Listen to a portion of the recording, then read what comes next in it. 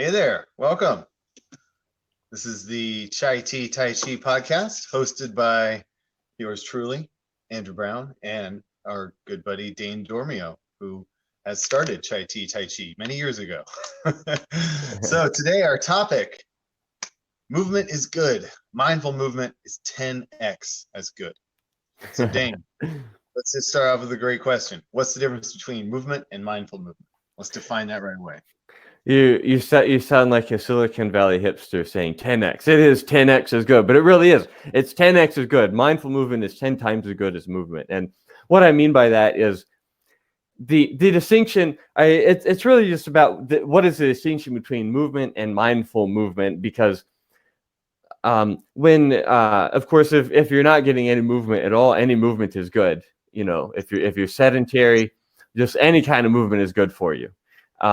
But start walking, start standing more, start moving more. Any kind of movement is good. But if you're moving, if you are moving regularly, whether it's as for work or labor or a job, or it's exercise or mind body practices, if you're meeting your body's movement need on a regular basis, then how you move and the quality of your movement, if you're moving a lot, becomes very important. It becomes more important the more you are moving.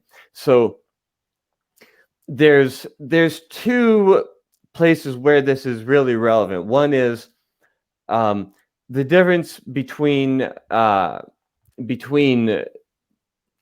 I'll call movement in like manual labor and exercise, between work kind of movement or labor kind of movement and intentional movement. Exercise is where you're moving your body intentionally in ways that are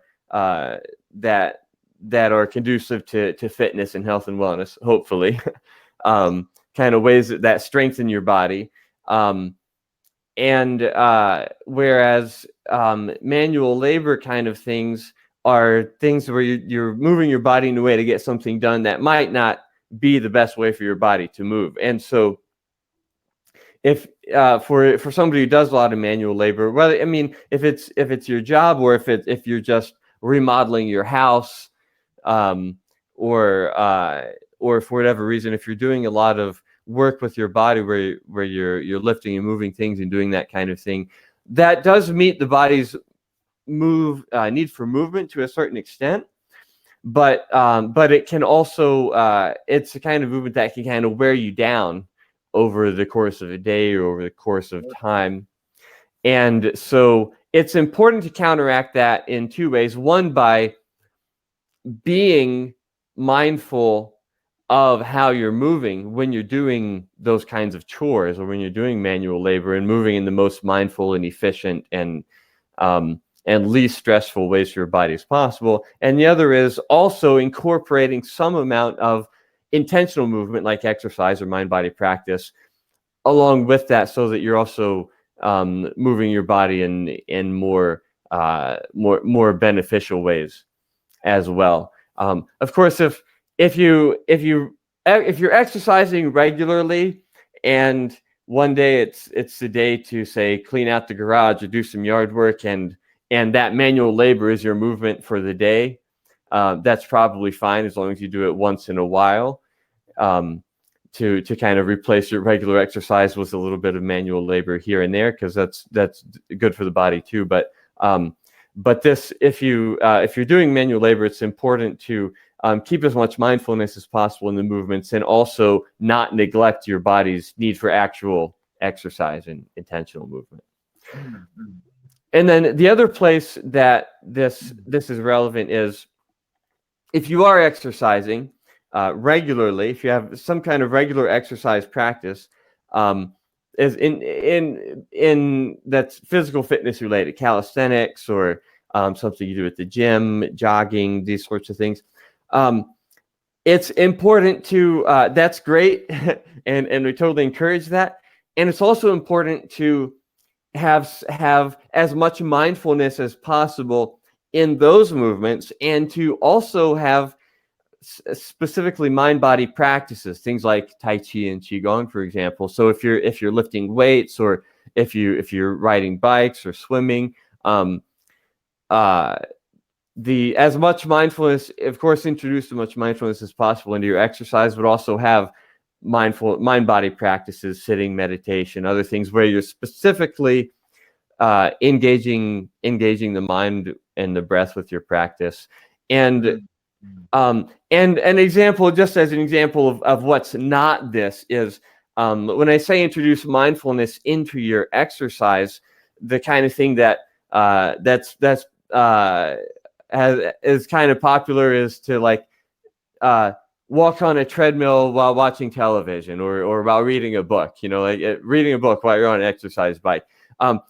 The people do this because it seems kind of convenient and efficient to multitask, but really you're not getting the best possible benefit in either case. In fact, a great book I read recently about exercise physiology and how it relates to learning explained that you can't concentrate well while you were exercising, but after exercising, or the benefits of exercising, you'll be able to concentrate better in general. So you're not going to be able to concentrate on whatever you're reading all that well, and you're also not going to be concentrating on your exercise, and that's how it's easy to kind of get repetitive stress injury over time by not really being mindful of how you're moving. So listening to music is okay, generally speaking, but as much as possible, you want to be focusing on the movement that you're doing, even if it is something repetitive like an exercise bike or a treadmill. It's better to have your mind be in your body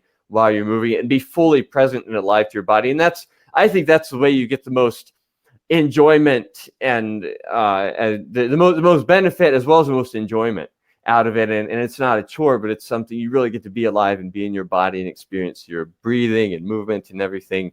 And that's just the best way to do it. No, I totally agree with that, man. Whenever I go to the gym and I do the treadmill, it's impossible to read and run a treadmill. You cannot do them at the same time. It would just be very awkward. But audiobooks, that's one way I've gotten through hours on the bike and the treadmill. Yeah, that's true. Audiobooks and exercise can go together. Yeah. One of you can keep up with it, and it's not like distracting you from actually making sure that your knees are landing properly and you're not overextending or pushing your balance in the wrong direction. So I highly recommend, music and audiobooks. But reading that's really tough. I totally agree. That's because just positioning the book, holding the book, making sure the pages stay there, it takes you away from your workout. And now you're probably not even going as fast as you were supposed to, unless you're like on a machine set point. But a bike is with how hard you're pedaling, and when you're paying attention to something else, you're not paying attention to how many pedals per minute you're getting. That would be the best thing to pay attention to, instead of putting your attention on a book or a TV screen or something like that. Yeah. Those TV shows are crap, especially like 3 or 4 in the afternoon when you go to the gym. They have the worst TV on there. But and I will say too about audiobooks that audiobooks can be good because I mentioned that your concentration isn't as good, but like if you were trying to concentrate on something else, you wouldn't be able to all that well. But audio books can kind of go into another channel where the knowledge that you're learning actually gets linked up to what you're doing, and it helps. It can actually help kind of integrate it and synthesize and make it more of a multi-channel, multi-sensory experience, which can of course make it more enjoyable and make it something that you look forward to. Like instead of dreading time on the exercise bike, you get to look forward to time with your audiobook. So those can definitely help with this sort of thing, but not so much if you're doing mind body exercise like with qigong or meditation, obviously, but for physical exercise, calisthenics, music and audiobooks can enhance the experience. So I wanted to buttress your point when it came to the manual labor. Now, one of the things that my first Tai Chi teacher would say, there's this technique where we come down and then like kind of shift your hips. And she said, it's a lot like taking a shovel and shoving it into dirt or gravel and being able to lift it up. So use your hips to do that instead of your arms, because obviously your arms are much weaker than your whole lower body. So the mindful movement when you're doing manual labor is important, because if you are not using your muscles properly, if you're just like forcing yourself to use your upper body, or your back's kind of pained every single time you do a movement, but you just keep going, like you said, repetitive stress injury, obviously that happens, but also stamina. If you're not doing the thing properly and with, careful attention to your entire body while doing these movements, you can only do this movement for so long. I was at my cousin's place, and they had a broken pipe in the street. This 30-year-old dude, plumber, he was out there trying to scrape the dirt up, trying to pick it up with the shovel, and he was just getting gassed. He was exhausted. He only got up a little bit, and then one of their Mexican workers came over, and he's like, "Let me help you." And he just, within about 5 minutes, he cleared all the soil really quick. He's like an expert at shoveling compared to this 30-year-old guy, and he's 70. And he just instantly picked up all the soil, got out of the way. He's like, "All right, now you can do the thing that you need to do." So mindful control of your body will control your stamina, improve your strength. So efficiency. Yeah. Practice that mindfulness in every single thing you do, and everything gets better. You don't just stop do Tai Chi, or I did my martial arts, now I'm done with that, I don't think about that anymore. No, you think those principles constantly for every single moment of your life. Yeah, and of course the highest level Tai Chi is it's fully integrated into your daily life. So if you're doing manual labor or digging a ditch or something, and then that's just, it can be great Tai Chi practice or great Kung Fu practice if you approach it with that mentality, and not with a mentality of trying to get it done and rushing, but actually taking the time to do it properly and kind of at a sustainable rate, and taking breaks when you need to, and making it even a sort of like a Zen kind of a practice, where it's just about being with it and not trying to escape from the present moment. Yeah, definitely. I agree with that. And a lot of the our ancestor martial artists, they were mostly farmers. That was the principal occupation for thousands of years. And so they worked all day in the field. They retired, they got done, and they went and practiced their martial arts. So, even though they were exhausted and they had worked all day, they still found the energy to build themselves back up and practice for a few hours every single day. Yeah, that's true. A lot of teachers in China had their day job was some kind of manual labor, and they taught outside of that. So yeah, it's definitely. All right, Dane. Well, I just wanted to ask, where can our viewers find you? So you can always find us on at Chai Tea Tai Chi on Facebook, and for those who want to learn from us, if you are lucky enough to be in San Diego or to be traveling to San Diego, you can find us on Meetup, the Chai Tea Tai Chi Meetup group. We have classes and workshops you can attend, and if you'd like to join our online learning community, we actually We've done this thing to make it really easy to get started with a daily mind-body practice. It's called the 7-Day Qigong Non-Challenge. You can find that here on Facebook.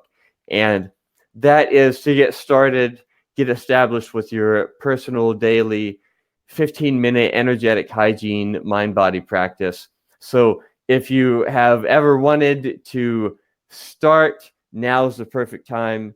And we created this group to help you get started. So that's we'd love to see you in there if that's something that you're ready to start doing. Yeah, I encourage you from the bottom of my heart, start and or end your day with meditation and Qigong. It will make your sleep better, and it'll make your day better. Yeah, it makes everything better, improves your life in every possible way, and that's why we love sharing the good news about it. She evangelists. Yeah, it's great. All right. Well, thank you again, Dane, for joining us today, and I hope to see you again soon. Yeah, great insights, and great to have the chance to talk about this topic. So keep up the good work, and I'll see you next time. All right. See you then. All right, bye.